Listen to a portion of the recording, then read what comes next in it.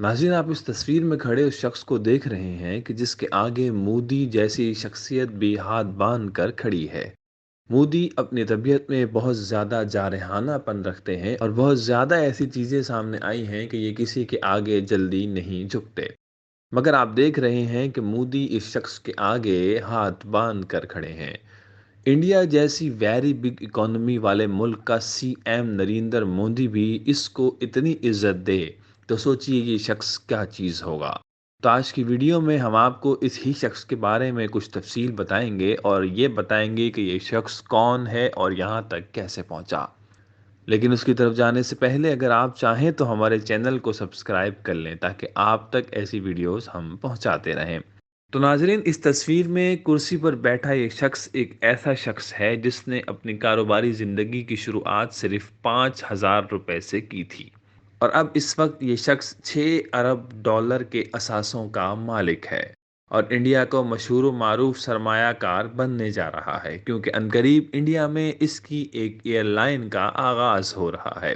अब ये 5,000 से 6 अरब डॉलर के मालिक कैसे बने और कौन सी एयरलाइन है जिसका इंडिया में आगाज़ होने जा रहा है, इसके बारे में इसी वीडियो में कुछ आगे चलकर हम आपको बताएंगे। लेकिन पहले इस तस्वीर की बात कर लेते हैं। और इस तस्वीर में इस शख्स के सामने नरेंद्र मोदी के बराबर में खड़ी हुई औरत मोदी जी के साथ नहीं है, बल्कि खुद इस शख्स के साथ है और रिश्ते में इसकी बीवी लगती है, जिसका नाम है रेखा।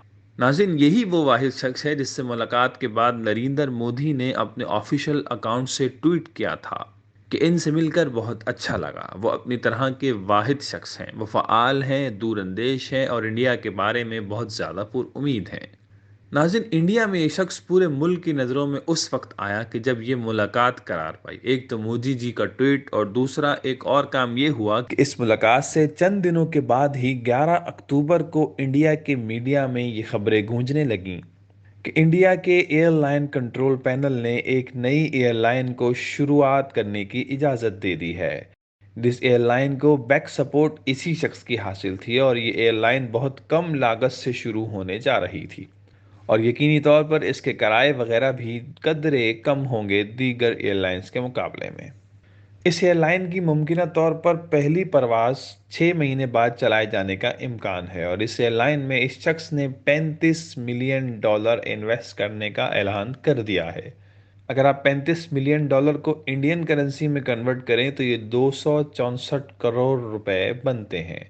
इसके अलावा इस शख्स ने यह भी बताया कि वो 70 एरोप्लेन्स भी खरीदने की तैयारी कर रहे हैं।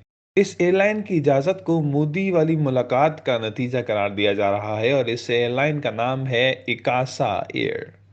नाज़रीन, जब ये खबर इंडिया की मीडिया में चली तो सब एयरलाइन को भूल गए, मगर इस शख्स के बारे में ज़्यादा जानने की कोशिश करने लगे कि जो इतनी बड़ी इन्वेस्टमेंट कर रहा है और मोदी इसके आगे हाथ बांध कर खड़ा है। आखिर ये शख्स कौन है?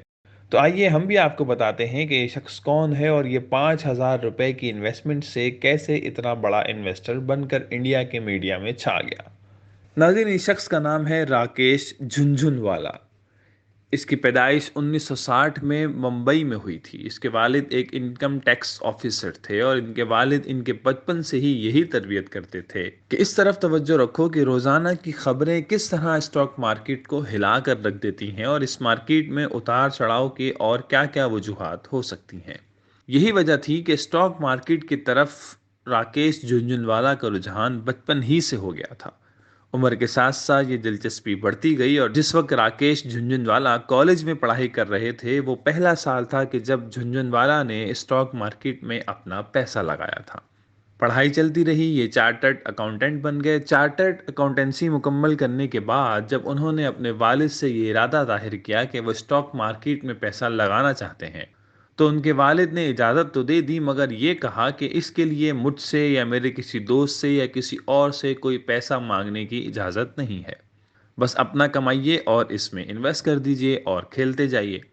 और साथ साथ ये भी कहा कि अगर बिलफर्ज कुछ अरसा इस फील्ड में कामयाबी ना मिले तो ज़्यादा नुकसान करने की, वक्त बर्बाद करने की इजाज़त नहीं है, बल्कि अपने चार्टर्ड अकाउंटेंट की हैसियत से अपने करियर को दोबारा नए सिरे से स्टार्ट करना ज़्यादा मुनासिब होगा। بس یہی وہ وقت تھا کہ جب راکیش جھنجھنوالا نے اسٹاک مارکیٹ میں کیریئر اسٹارٹ کرنے کا فیصلہ کیا اور اپنی جمع پونجی سے پہلی رقم انویسٹ کی، جو صرف 5,000 انڈین روپیز تھی۔ جھنجھنوالا نے پہلی رقم 5,000 انڈین روپیز انویسٹ کی تھی، اس بات کا اقرار ان کے سب قریبی حلقے اب تک کرتے ہیں۔ پھر انہوں نے یہ رقم واپس کبھی نہیں نکالی، اس پر کھیلتے رہے، چلتے رہے، اور اس وقت ان کے لگائے ہوئے وہ 5,000 انڈین روپیز اب 6 ارب ڈالر میں بدل چکے ہیں۔ اور اب 6 ارب ڈالر کو اگر انڈین روپیز میں دیکھتے ہیں تو یہ 45,000 کروڑ سے کہیں زیادہ رقم بنتی ہے۔ اور ان کی اس موجودہ دولت کی تصدیق دنیا بھر کے امیروں کی دولت کا جائزہ پیش کرنے والے میگزین فوربز نے بھی کی ہے۔ اس میگزین کا کہنا ہے کہ راکیش جھنجھنوالا کے پاس سب سے قیمتی اثاثہ ٹاٹا گروپ کا حصہ بن جانے والی گھڑیاں اور زیورات بنانے والی کمپنی ٹائٹن ہے۔ اس کے علاوہ Jhunjhunwala Star Health Insurance, Metro Brands اور کانکارڈ بایوٹیک جیسی کئی نجی کمپنیوں کے بڑے شیئر ہولڈرز ہیں۔ سن 1986 میں جھنجھنوالا نے اس وقت کامیابی کی پہلی سیڑھی چڑھی تھی کہ جب انہوں نے ایک کمپنی کے 5,000 شیئرز خریدے تھے۔ اس وقت اس کمپنی کا ایک شیئر صرف 43 روپے کا تھا، اور صرف 3 مہینے کے بعد اس شیئر کی قیمت بڑھ کر 143 143 روپے ہو گئی تھی۔ یعنی پورا 3 گنا سے زیادہ اضافہ ہوا تھا، جو یقیناً حیران کن تھا۔ اسٹاک مارکیٹ کے کچھ حلقے انہیں وارن بفیٹ سے بھی ملاتے ہیں، کیونکہ وارن بفیٹ کی ابتدائی کہانی بھی جھنجھنوالا سے ملتی جلتی ہے۔ ناظرین، وارن بفیٹ نے بھی 11 سال کی عمر میں سب سے پہلا شیئر خریدا تھا، اور انہوں نے پہلا ٹیکس صرف 13 سال کی عمر میں ادا کر دیا تھا۔ یہی وجہ ہے کہ ان کو دنیا کا کامیاب ترین انویسٹر کہا جاتا ہے۔ فاربس میگزین کے مطابق فی الحال بفیٹ کے اثاثہ جات کی کل مالیت 102 ارب ڈالر یعنی تقریباً 7,69,903 کروڑ انڈین روپے ہے۔ لیکن آپ کو یہ جان کر انتہائی حیرت ہوگی کہ جھنجھنوالا کو یہ کمپیریزن، یہ موازنہ بالکل بھی پسند نہیں آتا، کیونکہ 2012 میں ایک انٹرویو کے دوران جب یہ سوال ہوا تو جھنجھنوالا کا جواب یہ تھا کہ یہ موازنہ ناانصافی ہے۔ ایک تو اس لیے کہ بفیٹ ہر لحاظ سے ان سے بہت آگے ہیں، چاہے وہ پیسہ ہو، کامیابی ہو، پختگی ہو یا کچھ اور دوسرا یہ کہ وہ اپنی ایک الگ پہچان بنانا چاہتے ہیں جس سے کوئی بھی موازنہ نہ کرتا ہو۔ وہ کہتے ہیں کہ میں کسی کی پرچھائی یا کاپی نہیں بننا چاہتا کہ کوئی کہے کہ میں فلاں جیسا ہوں، فلاں جیسا ہوں، فلاں جیسا ہوں، بلکہ راکیش جھنجھنوالا راکیش جھنجھنوالا ہے۔ میں اپنے طریقے سے زندگی گزارتا ہوں، کسی کے طریقے سے نہیں گزارتا۔ وہ کرتا ہوں جو مجھے پسند ہے، جسے کرنے میں مجھے اچھا لگتا ہے، کسی کے طریقے پر نہیں چلتا۔ ویسے جو اتنا بڑا انویسٹر اور اتنا بڑا کاروباری شخص ہو اور وہ کسی کیس میں نہ پھنسے، ایسا انڈیا میں نہیں ہو سکتا۔ یہی وجہ ہے کہ راکیش جھنجھنوالا بھی securities and exchange board of India, جس کا شارٹ فارم CB ہے، اس کے نشانے پر کئی دفعہ آ چکے ہیں۔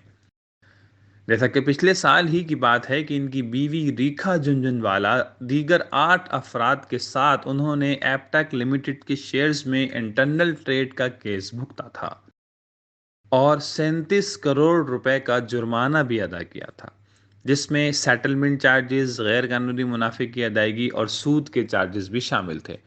اسی طرح 2018 میں ایک انٹرنل ٹریڈنگ کیس کے سلسلے میں جھنجھنوالا کو 2.48 یعنی 2,48,000 روپے جرمانہ دینا پڑا تھا۔ ناظرین، اسٹاک مارکیٹ میں ان کی مسلسل کامیابیوں نے انہیں بہت زیادہ مشہور کر دیا ہے۔ اس مارکیٹ میں ان کے بارے میں کہا جاتا ہے کہ وہ ایک پارس نما شخص ہیں، یعنی وہ جس چیز کو چھو لیتے ہیں وہ سونا بن جاتی ہے۔ اور انڈیا کا امیر آدمی ہو اور وہ بالی ووڈ کی رنگینیوں میں نہ گھسے، ایسا کم ہی دیکھنے میں آتا ہے۔ تو جناب، راکیش جھنجھنوالا بالی ووڈ میں نہ صرف اترے بلکہ اتنا اترے کہ کچھ فلموں کے پروڈیوسر بھی رہے۔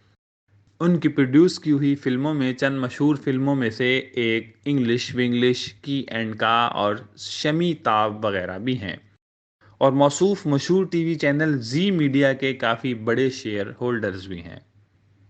اور راکیش جھنجھنوالا تمام مارکیٹ میں اپنی فرم ریئر انٹرپرائز کے پلیٹ فارم کے ذریعے کام کرتے ہیں۔ وہ اکثر اوقات کسی بھی کمپنی کے 5 سے 15% شیئرز خرید لیتے ہیں اور ایک اہم شیئر ہولڈر بن جاتے ہیں۔ پھر جو وہ کہتے ہیں کمپنی کو سننا پڑتا ہے کیونکہ وہ اہم ترین شیئر ہولڈر ہوتے ہیں۔ وہ بیک دی ڈور رہتے ہیں لیکن بہت طاقتور ہیں۔ یہی وجہ ہے کہ اسٹاک مارکیٹ میں اگر یہ پھیل جائے کہ جھنجھن والا نے فلاں کمپنی کا شیئر خریدا ہے تو اس کمپنی کے شیئر کی قیمت خود بخود آٹومیٹکلی بڑھنا شروع ہو جاتی ہے، اور اگر یہ بات پھیل جائے کہ وہ فلاں کمپنی کا شیئر بیچ رہے ہیں تو اس کمپنی کے شیئرز کی قیمت آٹومیٹکلی گرنا شروع ہو جاتی ہے۔ لیکن آپ کو یہ بات بھی بتائیں کہ بہت کم ایسا ہوتا ہے کہ وہ شیئر کسی بھی کمپنی کے بیچیں، کیونکہ وہ صرف خریدار ہیں۔ تو ناظرین، یہ تھی راکیش جھنجھنوالا کی کچھ باتیں، ان کے بارے میں کچھ معلومات۔ امید ہے آپ کو فائدہ ہوا ہوگا۔ اگر آپ کو فائدہ ہوا ہے تو اس کو دوسروں کے ساتھ شیئر بھی کیجیے، اور ہمارے چینل کو بھی جاتے جاتے سبسکرائب کر لیجیے۔